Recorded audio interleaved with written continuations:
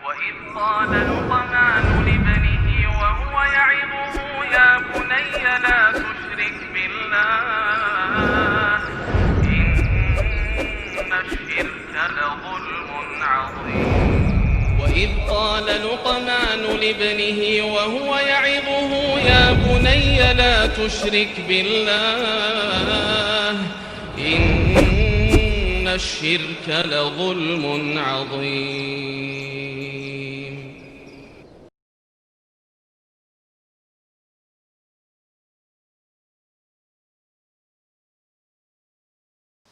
Assalamualaikum warahmatullahi wabarakatuh. Innal hamdalillah nahmaduhu wa nasta'inuhu wa nastaghfiruh wa na'udzu billahi min shururi anfusina wa sayyiati a'malina.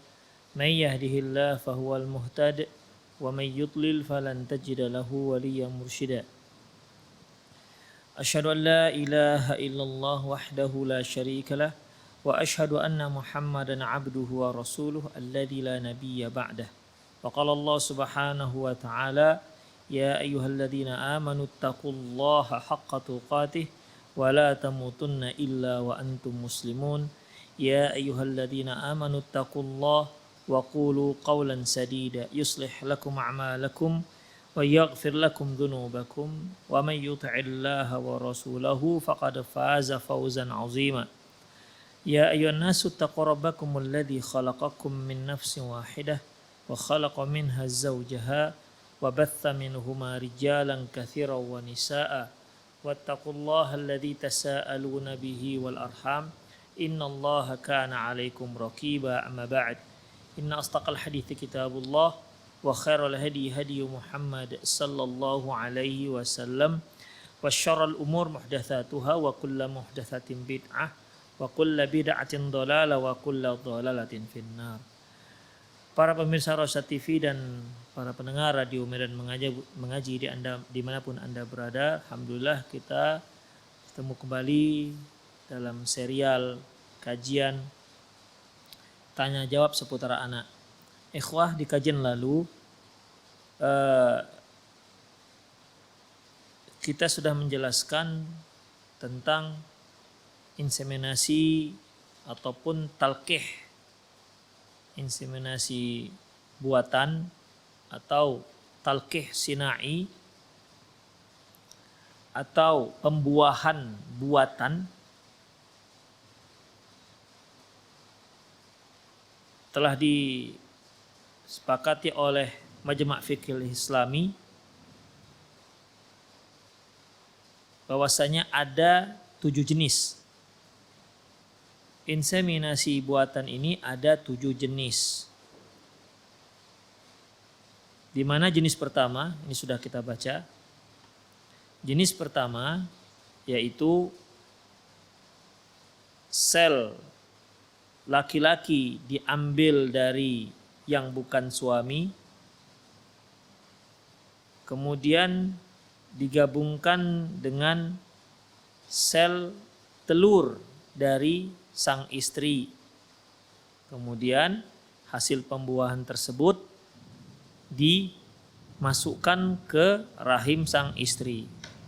Jadi air sel laki-laki diambil dari laki-laki yang bukan suaminya, laki-laki lain, digabungkan ditalqih, ya, ditalqih dengan sel telur si istri dan diletakkan di rahim sang istri.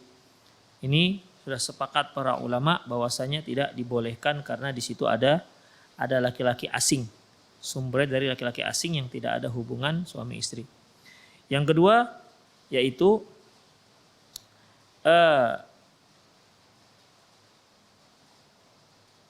yaitu dari sel spermatozoa, sel spermanya dari suami, kemudian digabungkan, ditalqih, diinseminasi dengan sel telur yang bukan istri.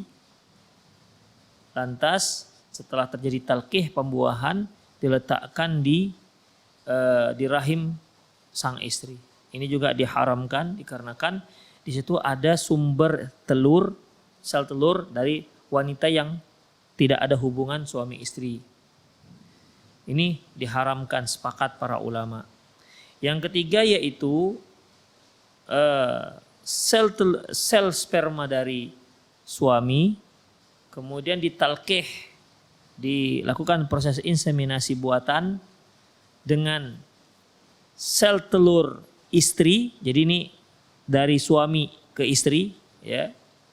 Setelah terjadi pembuahan, lantas diletakkan di rahim diletakkan di rahim wanita lain. Apakah wanita ini nanti dia menyewakan rahimnya atau dia untuk satu imbalan, ya. Ini yang nomor 3 ini juga tidak dibolehkan. Sepakat para ulama. Yang keempat yaitu sel sperma dari yang bukan suami kemudian digabungkan dengan sel telur yang juga bukan dari istri. Setelah terjadinya talqih, setelah terjadi fertilisasinya, ya, kemudian diletakkan di rahim sang istri. Ini jelas tidak dibolehkan. Karena asal muasal dari kedua sel ini tidak berasal dari suami dan istri yang sah. Walaupun nanti diletakkan di rahim sang istri, maka tidak dibolehkan. Yang kelima, ikhwah, yang kelima yaitu sel sperma dari sang suami, sel telur dari sang istri, kemudian setelah dilakukan inseminasi buatan dan terjadi pembuahan, diletakkan di istri yang lain. Diletakkan di rahim istri yang lain. Kalau di sini ya minimal untuk praktek yang nomor 5 ini minimal si suami punya 2 istri. Saya ulangi, yang nomor 5 ini yaitu sel spermatozoa dari sang suami, sel telur dari istri, kemudian dilakukanlah inseminasi buatan dan setelah terjadi talqih, setelah terjadi pembuahan, diletakkan di rahim istri yang lain. Itu dia. Jadi ada 2 istri di sini perannya. Pertama, istri pertama yang menghasilkan sel telur, istri kedua dialah di rahim dialah nanti ini akan dikembangkan ataupun diletakkan, diasuh lah begitu. Yang nomor 5 ini ikhwah, ya, yang kelima ini itu ada khilafiyah di kalangan para ulama. Itu khilafiyah di kalangan para ulama. Majma' fikih Islami pada yang dilakukan pada tahun 1981, ya, mereka menyatakan bahwasanya yang model yang kelima ini boleh. Majma' fikih Islami yang dilakukan pada tahun 1404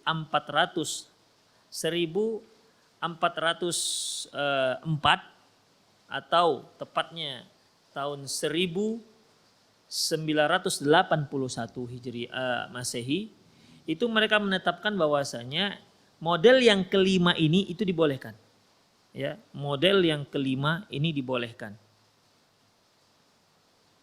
Namun pada Majma' Fikih Islami yang dilakukan beberapa tahun kemudian, yaitu pada tahun 1984 atau 1407 Hijriah, mereka merevisi pendapat ini dan mereka menyatakan bahwasanya yang kelima ini juga tidak dibolehkan.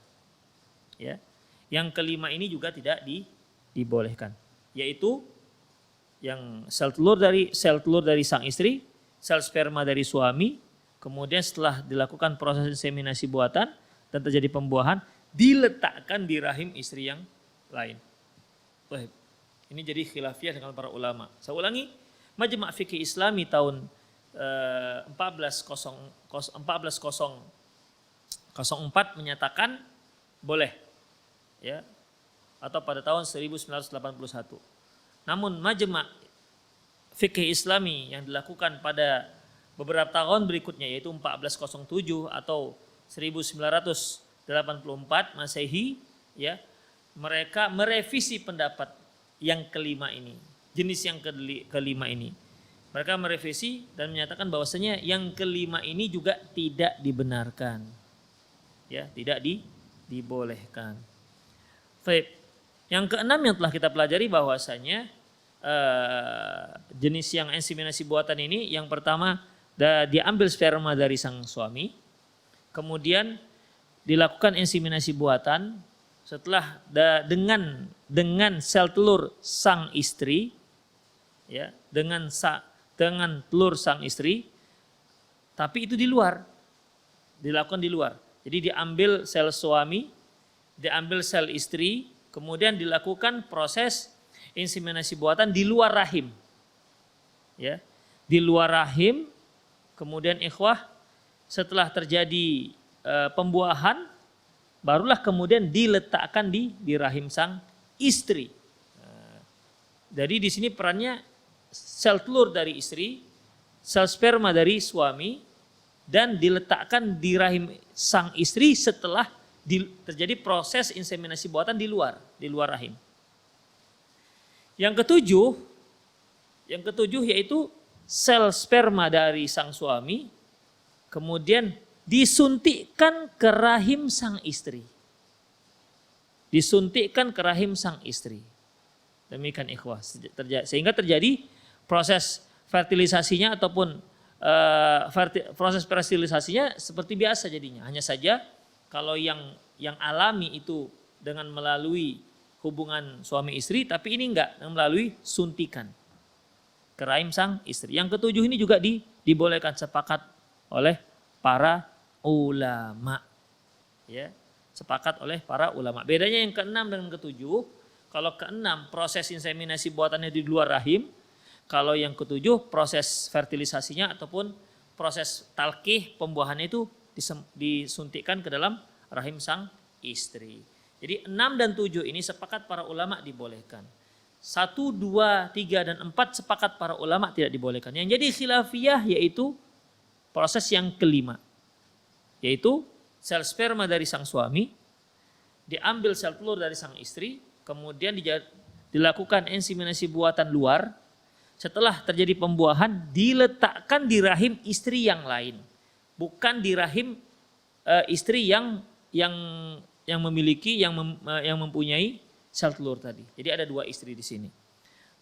Di antara para ulama yang membolehkan yaitu Syekh Zarqa dan Syekh Ibnu Utsaimin rahimahumullah. Ya. Mereka mengatakan bahwasanya idza tabarra'atiz zaujatu tsaniyatu durrah bihamliz janin durrataha janin durratiha, yaitu dibolehkan apabila sang istri ya, dia bertabarruk, dia merelakan rahimnya menjadikan tempat untuk proses pengembangan janin, di mana sel tersebut bukan dari rahimnya dia, itu dibolehkan. Hanya saja ikhwah rahimanallahu wa iyyakum, proses yang kelima ini apa alasan mengapa Majma' Fikih Islami tidak membolehkan? Ya, tidak membolehkan dikarenakan ada beberapa permasalahan, ya, beberapa permasalahan, yaitu nanti ketidakjelasan nasab si anak. Ketidakjelasan nasab si anak. Ketika nanti si anak lahir, ini anak ini sebenarnya ibunya siapa? Ya, inilah alasan. Pertanyaan inilah sebagai alasan mengapa Majma' Fikih Islami yang dilakukan pada tahun 1407 Hijriyah atau 1980 berapa tadi? 84 Masehi. Mengapa mereka melarang? Dikarenakan ini ikhwah. Karena apa? Biasnya ataupun ketidakjelasan anak ini ibunya siapa? Apakah ibunya yaitu yang punya rahim, ataukah ibunya yang punya sel telur? Sebabkan ini, ya, sebabkan si suami tadi punya 2 istri nih. Sel telur diambil dari si istri pertama, rahim yang digunakan untuk pengembangan sel telur ini yaitu istri kedua. Nah sekarang masalahnya, lahirlah si anak dengan selamat. Nah sekarang permasalahannya, ibunya siapa sekarang? Apakah ibunya yang punya rahim? Apakah ibunya yang punya sel telur? Disitulah terjadi pembiasan ataupun ketidakjelasan. Jadi untuk ini semua, untuk mengkat ini semua ketidakjelasan keturunan, maka Majma' Fiqih Islami ya melarang praktek hal ini. Ya sebagaimana ikhwah salah satu tujuan daripada diturunkannya syariah yaitu untuk menjaga keturunan, untuk menjaga garis keturunan. Oleh karena itu dilaranglah perzinahan dan segala bentuk yang mengakibatkan ketidakjelasan garis keturunan maka diharamkan dalam Islam. Ya, segala perkara yang menyebabkan ketidakjelasan keturunan, ya, garis keturunan menjadi tak jelas maka hal itu dilarang. Contohnya yang sangat jelas yaitu perzinahan. Demikian ikhwah rahimani Allah wa iyyakum. Jadi alasannya sudah jelas ya. Mengapa Majma' Fiqih Islami yang terakhir yang tahun 1984 itu melarang melakukan proses yang kelima ini. Melarang melakukan proses inseminasi yang buatan yang kelima. Seperti yang telah kita jelaskan tadi. Kemudian li Syekh Allamah Bakar bin Abdullah Abu Zaid Mabahath Jaid. Kemudian Syekh Bakar bin Abdullah Abu Zaid memiliki tulisan ya pembahasan yang bagus, judulnya Turuqul Injab fit Tibbil Hadits Tiflu Anabib. Ini judul bukunya di jilid yang 1 min fiqh nawazil lahu, yaitu di situ beliau membahas fikih kontemporer. Silahkan baca di buku tersebut. Judulnya Turuqul Injab fit Tibbil Hadits Tiflul Anabib. Kalau kita artikan cara proses pembuahan dalam kedokteran modern dan bayi tabung. Kemudian wal ihtiyatatil lati asyara ilaihil ulama majlis majma' yumkinu hasruha fi mayali. Kehati-hatian yang diisyaratkan oleh para ulama yang bergabung dalam Majma' Fiqih Islami mungkin dapat kita simpulkan demikian sebagai berikut. Pertama, antakuna zaujiyatu qa'imah. Syarat pertama ya untuk dibolehkannya melakukan praktek inseminasi buatan ya. Yang pertama yaitu bahwasanya antara suami dan istri benar-benar sudah sah menjadi suami dan istri. Ya, benar-benar sah sudah menjadi suami istri. Artinya kalau seandainya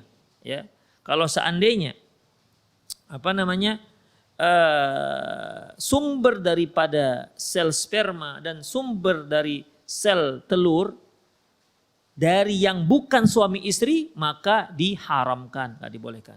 Ini syarat pertama ya, yang bisa kita simpulkan dari keputusan Majma' Fiqih Islami. Saya ulangi, yang pertama yaitu sumber daripada sel, baik dia sel spermatozoa ataupun dari sel telur ya, atau ovum yang dari sang perempuan. Ini pemilik sel ini harus dua orang yang memang sudah sah ada ikatan suami istri. Jika tidak ada ikatan suami istri maka tidak dibolehkan. Ya, maka tidak dibolehkan. Demikian juga yang memiliki rahim. Nah, ya, yang memiliki rahim. Itu yang pertama. Antakuna zaujiyatu qa'imah, yaitu ada akad ataupun ikatan tali pernikahan yang sah. Yang kedua, ayyakuna dzalika biridha zaujaini. Ini kedua yaitu harus dengan kerelaan suami dan istri. Jadi mereka sudah sepakat baru dibolehkan. Kalau mereka tak sepakat maka hal ini tidak dibolehkan. Sudah ridholah baik suami maupun istri. Yang ketiga, ayyamana ikhtilatul ansabi biwujudid dhamanatil litnaqli, yaitu amannya dari percampuran nasab dengan terjaminnya proses pemindahan ini. Ya, terjaminnya proses pemindahan ini. Wa adam isti'mal ghairi mani zauj wa badatu aw rahim ghairi zaujah fi jami'i marahil ilmiyah talqih, dan tidak menggunakan kecuali sperma sang suami ataupun kecuali dari spermatozoa dari suami dan ovum ataupun sel telur dari istri dan di rahim istri. Di rahim sang istri. Artinya kalau sel spermatozoa dari selain suami maka nggak dibolehkan. Walaupun sel telurnya berasal dari istri. Atau sebaliknya, sel spermatozoa dari sang suami tetapi sel ovumnya atau sel telurnya berasal dari yang bukan istri, maka nggak dibolehkan. Ya. Jadi dua-duanya harus berasal dari suami dan istri yang sudah ada ikatan pernikahan. Demikian juga rahim yang akan digunakan untuk pengembangan pertumbuhan sel ini, pertumbuhan embrio ini yang sudah terjadi talqih ataupun pembuahan. Ya, setelah terjadi pembuahan maka dia menjadi embrio. Ya. Sel yang sudah terjadi pembuahan ini diletakkan juga di rahim wanita yang ada hubungan pernikahan dengan si suami. Demikian ikhwafidin. Tidak boleh di rahim wanita-wanita lain. Apakah wanita tersebut disewa ya atau yang lainnya ataupun dia sukarela atau yang lainnya. Yang keempat, ayyakuma bihadhil amaliyah lajnatut tibbiyatu lajnatun tibbiyah mawthuqatun ilmiyan wa diniyan, yang melakukan proses pembuahan ini yaitu haruslah dari tim ahli dokter yang punya kredibilitas ilmu dan punya kredibilitas agama. Jadi kalau sekedar dia punya ilmu kedokteran saja, dia punya ilmu dalam masalah genetik atau terkait dengan masalah sel, dia ahli dalam masalah sel. Tapi kalau dia agamanya nggak kuat, maka nggak dibolehkan. Mengapa demikian ikhwatiddin? Ya, orang kalau agamanya nggak kuat, tentunya tujuannya yang penting berhasil. Itu dia. Dia akan mengabaikan amanah. Bisa saja dia akan ambil dari sel yang lain, yang penting akan terjadi pembuahan, kemudian disuntikkannya lah ke rahim sang istri. Mereka kan nggak tahu, bisa saja di mejanya ada beberapa sel. Ya, demikian ikhwah. Kalau dia nggak punya agama yang kuat, dikhawatirkan tujuan intinya yang penting berhasil. Dia nggak peduli apakah sel ini dari siapa-siapa atau mungkin dia berbohong. Ya. Ditukarnya sel sperma sang suami dari yang lain karena dilihatnya sel spermatozoa si suami nggak bagus, maka ditukarnya dengan yang lain. Bisa saja. Yang penting bagi dia berhasil dan dia punya nama, ya, punya track record tertentu. Dia dianggap dia orang yang berhasil. Padahal dia telah berkhianat, telah mengambil sel orang lain yang bukan orang lain, dan yaitu bukan dari sang suami. Bisa saja. Makanya dia harus punya ilmu yang memang mumpuni dalam masalah itu dan juga dia memiliki agama yang kuat. Agama yang kuat saja tidak punya ilmu dalam masalah kedokteran, nah masalah ini juga nggak bisa karena akan mungkin terjadi pembuahan. Demikian. Fi markazin hukumiyin atau muassasatin rasmiyatin ghairu tijariyah. Yang dilakukan yaitu di rumah sakit resmi, ya, di rumah sakit negeri atau muassasah, yayasan resmi yang yang non komersial, ya, bukan mengandalkan perdagangan. Demikian ikhwah. Jadi intinya bahwasanya Majma' Fiqhil Islami hanya membolehkan 2 hal.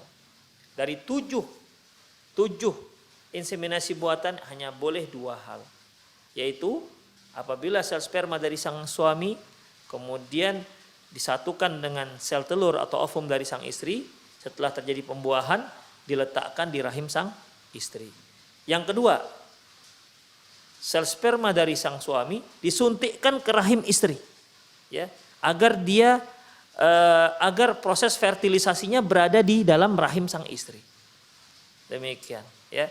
Tidak seperti biasa, yang biasa kan dilakukan dengan cara hubungan intim, ini enggak, dengan cara disuntikkan ke rahim sang istri. Maka yang ke-6 dan ke-7 ini dibolehkan. Yang khilafiyah yaitu di yang nomor 5, ya. Proses yang nomor 5 di mana sel sperma dari suami, sel telur dari istri kemudian diletakkan di rahim istri yang lain. Bukan rahim istri yang memiliki sel telur tadi. Demikian ikhwah rahimani Allahu wa iyyakum. Oleh karena itu Majma' Fiqh Islami karena melihat adanya ketidakjelasan yang mana sang ibu, apakah yang punya telur, apakah yang punya rahim, makanya mereka menetapkan tidak dibolehkan. Baik, ikhwah rahimani Allah wa iyyakum.